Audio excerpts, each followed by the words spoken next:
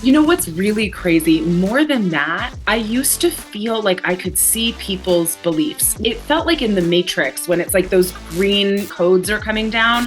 As we referenced at the beginning of the show, you grew up the daughter of personal development guru by the name of Morty Lefko, and he Yeah. was the president and founder of the Lefko Institute until he passed in 2015. And you referenced before, growing up as a little girl in that kind of house and that environment. What's one of your earlier memories of your father either instilling some kind of personal development into you that you would later draw upon in your, adult professional career, or just anything that stuck with you that's profoundly impacted your life through your, I guess, adolescence and teens and into adulthood? Yeah. So I'm going to give two examples, one to kind of give each side of the coin. I have a memory of being in kindergarten and I had a teacher who I thought was mean to me and I didn't like her because I thought she was mean. And I told my dad that she hurt my feelings and I was upset. And he asked what meaning I was giving her behavior. And he said, if you want to be upset, you can. I just don't know why you would want to be. If you change the meaning, you won't feel upset. And so I was introduced to these concepts really young, and it gave me this sense that my mind had power and that I could create my experience based off of my mindset. Now, the positive of that was it was very empowering. The negative was I was a little young. So I almost was introduced so early that I understood these concepts in a way where I, didn't feel like I developed necessarily enough of a relationship with my feelings and emotions at that age.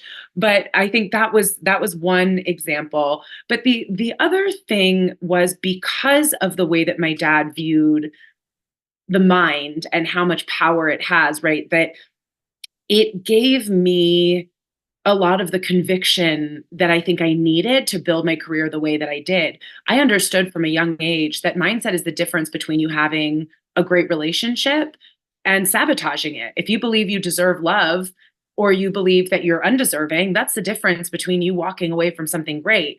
That if you believe that you are competent, you will continue to persevere when you make mistakes. If you have a belief that you're not competent, you will likely give up. When I look at the choices we make, mindset is the difference between you having everything you want and sitting on the couch feeling like crap about yourself, right? It's the difference between you overcoming hard things and not.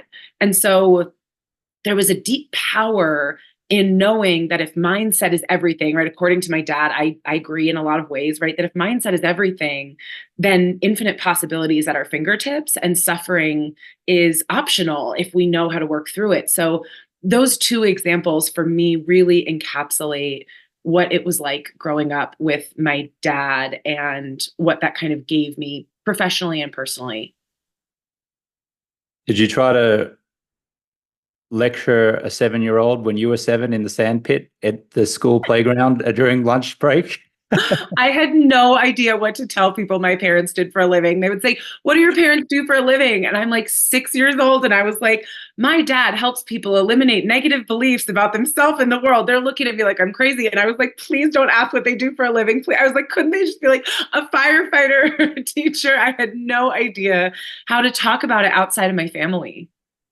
Did you witness the parents of your fellow schoolmates or school friends misbehaving? And could you identify very quickly as like a 7 or 8 or 9-year-old, oh, those adults there, the parents of my friend have a poor mindset? You know what's really crazy? More than that, I used to feel like I could see people's beliefs. Like it felt like in the Matrix when it's like those green, codes are coming down.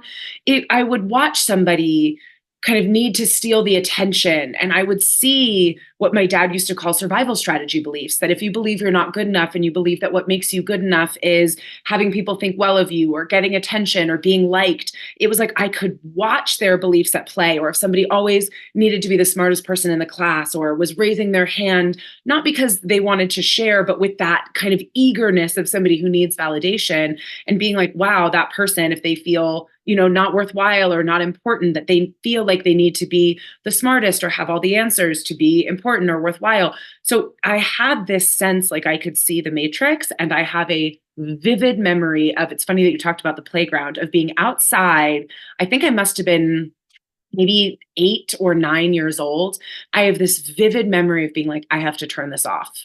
Like, I can't live, like, I can't walk around seeing people's beliefs. Like, it makes me, it's too much. And I remember turning it off, and I could turn it back on, but it was like a light switch. And I feel like through my life, that has been a huge gift, because it was almost a little bit overwhelming to know too much when I didn't know what to do with it.